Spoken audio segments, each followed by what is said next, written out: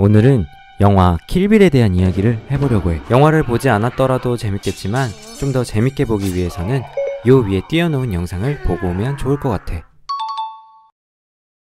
데들리 바이퍼스는 비를 필두로 구성된 6명의 암살단이야. 죽음의 독사라는 이름답게 구성원 전부 뱀의 이름을 코드명으로 쓰고 있어. 보스 빌은 스네이크 참어로 뱀을 조종하는 사람을 뜻해. 보스답게 나머지 멤버들을 부리는 사람이라는 거겠지? 첫 번째, 오렌 이시인은 코튼마우스. 어두운 겉피부와는 다르게 이 많은 하얀 솜을 물고 있는 것처럼 하얗기 때문에 붙여진 이름이야. 물과 육지 두 곳에서 살 수 있는 독사지. 두 번째, 버니타 그린은 코퍼헤드. 미국 살무사로 역시 독을 가지고 있는 독사야. 세 번째, 버드는 사이드와인더. 뿔 방울뱀으로 주로 사막에 살고 얘 역시 독사. 네 번째, 엘 드라이버는 캘리포니아 마운틴 스네이크. 캘리포니아 킹 스네이크와 같은 종으로 알록달록 예쁜 무늬 때문에 애완용으로 인기가 많은 뱀이지. 소개한 다른 뱀들과는 달리 독이 없다는 게 특징이야. 그리고 이름에 킹이 붙는 건 크기 때문이 아니라 같은 종족인 뱀을 잡아먹고 살기 때문인데 방울뱀을 잡아먹고 산다고 해. 마지막으로 베아트릭스 키도는 블랙맘바. 블랙맘바는 세계에서 가장 위험한 뱀으로 꼽히는 아프리카 뱀이야. 밝혀진 바로는 세계에서 가장 빠르고 한 번 물면 나오는 독의 양으로 성인 10명을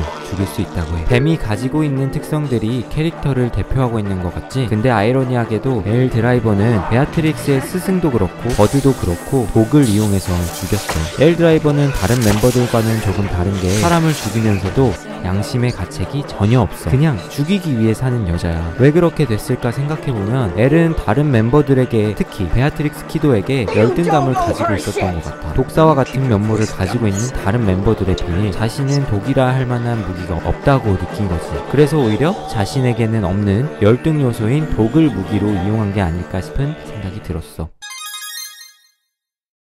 오마주는 프랑스어로 존경을 의미하는 단어야. 원래 중세시대 때의 기사 서임식 과정에서 한쪽 무릎을 꿇고 두 손을 합장해 고개를 숙이는 자세를 가리키는 말이었대. 덧붙여서 중세 전기시대의 기사는 주군에게 충성의 의미로 피를 보여야 했었는데 자신이 모실 주군에게 따귀를 맞고 코피를 흘려야 했다고 해. 그렇게 할 거면 나는 기사 안 할래. 암튼 오마주는 그런 존경의 의미를 담아 다른 작품을 흉내내거나 인용해서 자신의 작품으로 표출하는 것을 의미하기도 해. 단순한 풍자 나 개그가 섞인 패러디와는 명백히 다른 개념이라고 할 수 있어. 하지만 패러디와 표절이 오마주와는 종이 한 장 차이라서 구별하기가 굉장히 애매한데, 오마주는 보통 쿠엔틴 타란티노가 그랬던 것처럼 원작자에게 허락을 구한다고 해. 오늘 소개하는 킬빌은 다른 영화의 많은 장면들을 오마주해서 자연스럽게 녹여낸 명작이라는 평을 받고 있어. 정말 수십 개의 영화를 오마주해서 만들었는데 영화 덕후들은 킬빌 오마주 리스트를 만들어 놓았을 정도야. 어떤 영화들이 있는지 한번 살펴볼까? 우선 자랑스럽게도 한국 영화가 포함되어 있는데 한류 1호라고 할 수 있는 정창화 감독님의 죽음의 5손가락이라는 영화야. 1973년 박스오피스에서 1위를 하기도 한 영화인데 이 영화에서 나오는 연출과 음악을 사용했어. 죽음의 5손가락입니다.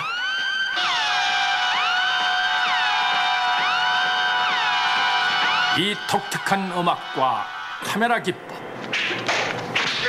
그리고 주인공 베아트릭스가 입은 노란색 트레이닝 복장은 사막유이의 브루스리를 오마주했고, 엘 드라이버가 휘파람을 불며 베아트릭스를 찾아가는 장면은 트위스티드 러브의 한 장면.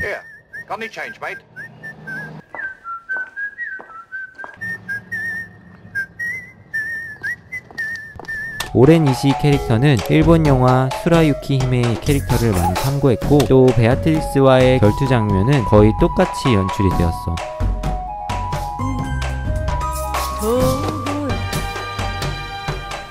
오렌 이시를 호위하는 여고생 고고 유바리는 배틀로얄에 나오는 배우를 그대로 옮겨왔고, 고고 유바리가 피눈물을 흘리며 최후를 맞는 장면은 시티 오브 더 리빙 레드를, 철퇴를 휘두르는 장면은 쌍아이 눈을 오마주했어.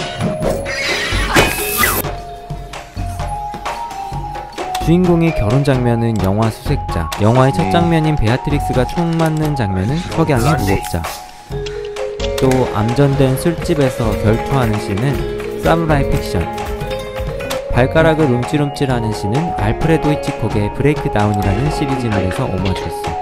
이외에도 수많은 장면이나 캐릭터 설정, 연출, 음악 등을 오마주했다고 해. 작은 부분까지도 기억하고 오마주하기가 정말로 힘들었을 텐데 진짜 변태 천재 영화 덕후라고 할 수가 있어.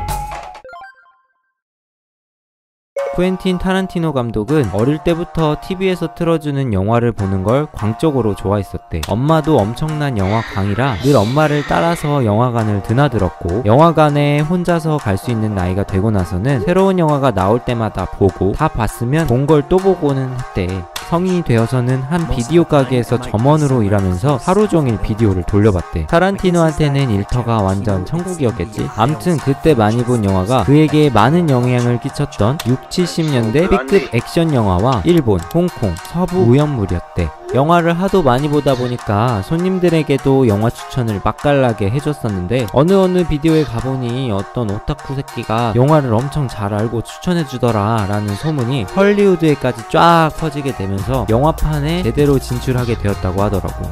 영화를 제대로 공부한 적도 없고 누가 가르쳐준 적도 없지만 몸소 영화판에 뛰어들고 부딪히며 걸작들을 만드는 감독이 되었어. 그가 감독이 된 사연조차도 엄청 영화 같다. 영화를 너무나도 좋아하는 타란티노 감독은 늘 영화 생각뿐이야. 한 번은 타란티노 감독이 일본에서 쇼핑을 하고 있었는데 그 매장에서 한 밴드의 음악이 너무 마음에 들어 꽂혔대. 직원한테 물어보기까지 해서 바로 음반을 구매할 만큼 너무너무 마음에 들었었는데, 그 기억을 잘 가지고 있다가 영화에 사용해야겠다고 생각을 했던 걸까? 킬빌에 그 가수를 출연시켰는데 죽음의 88인회와 베아트릭스가 결투하는 술집에서 연주하던 밴드가 바로 그 밴드야. 영화에 나왔던 노래는 아직까지도 사랑받는 노래이기도 하지. 그리고 영화를 찍는 중에도 다음 영화를 염두에 두는 편이기도 한데, 킬빌 1에서 버니타 그린의 딸에게 했던 말 기억나? 버니타 그린이 죽게 된 모습을 보게 된 그린의 딸 니키에게 나중에 커서도 자신을 증오하게 된다면 복수하러 오라고 했었지. 타란티노 감독은 그 장면을 찍으면서 벌써 킬빌 3를 구상하고 있었던 것 같아. 버니타 그린이 죽고 난 뒤에 팔이 잘렸던 소피가 니키를 거두어서 키우고, 니키가 성인이 되자 소피와 손을 잡고 베아트릭스에게 역복수를 한다는 내용을 머릿속에 구상하고 있었어. 그래서 20년 정도 후에나 나올 킬빌 3를 위해 몇몇 장면을 미리 찍어놓기도 했대. 만약 이 내용대로 킬빌 3가 개봉하게 된다면 비슷한 내용을 담고 있는 일본 영화 슈라유키 히메가 또 한 번 오마주될 가능성이 높다고 보고 있어. 2015년 헤이트풀 8 개봉 당시에 감독이 가졌던 인터뷰에서는 우마 서먼과 함께 킬빌 3를 만들겠다며 자신의 가장 이상적인 작품이 될 거라고 말하기도 했어서 사람들의 기대를 듬뿍 받고 있어. 쿠엔틴 타란티노 감독은 총 10편의 영화를 만들고 은퇴하겠다고 선언했었고, 지금까지 총 8편을 제작했어. 그래서 나를 포함한 킬빌의 팬들은 남은 2편 중에 킬빌 3가 꼭 있었으면 하고 바라고 있어. 또 하나 더, 오늘 소개하는 킬빌은 그의 다른 영화 펄프픽션을 찍을 때도 그가 구상하고 있는 영화 중에 하나였어. 그래서 펄프픽션에 출연하고 있는 우마 서먼에게 계속해서 킬빌 이야기를 하면서 킬빌에도 출연해달라고 엄청 들이댔었대. 심지어는 펄프픽션의 우마 서먼이 연기한 미아가 킬빌을 떠오르게 하는 대사를 하기도 해.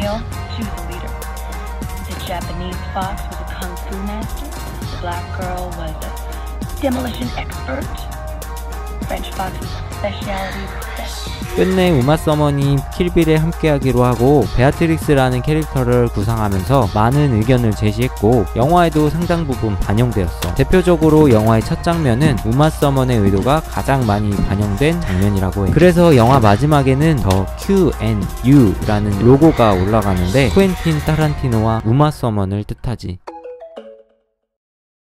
오늘의 영화 킬빌은 미국의 유명한 영화 제작자인 스티븐 슈나이더가 저술한 죽기 전에 꼭 봐야 할 영화 1001편 중에 하나로 선정되기도 했어. 빠른 전개 속도와 몰입감, 촌스러운 듯 하지만 세련돼 보이는 연출과 음악 사용으로 수년이 지났어도 영화인 내 사랑을 듬뿍 받는 영화로 많이 언급되고 있지. 쿠엔틴 타란티노는 소설책을 쓰듯 시나리오를 쓴다고 하던데 영화를 보는 내내 마치 소설책을 읽고 있는 듯한 느낌을 받았어. 타란티노 감독은 총 6년에 걸쳐 킬빌의 스크립트를 완성해냈고, 처음에 4시간짜리 영화로 기획되었지만 제작사가 상영시간에 큰 부담을 느끼는 통에 2부작으로 나누게 되었대. 또 타란티노 감독은 폭력적인 부분을 가감없이 보여주는 편인데, 킬빌에서 총 2000리터가 넘는 양의 피를 분수처럼 뿜어대는데 너무 폭력적이라 흑백으로 표현하는 부분들도 있어. 근데 반면에 팔, 머리, 눈알 등이 잘리고 뽑히는 장면들은 오히려 키치한 느낌을 가지고 있어서 마냥 잔인하지만은 않다고들 말해. 거기에 음악도 더해져서 B급 느낌이 확 살아났지.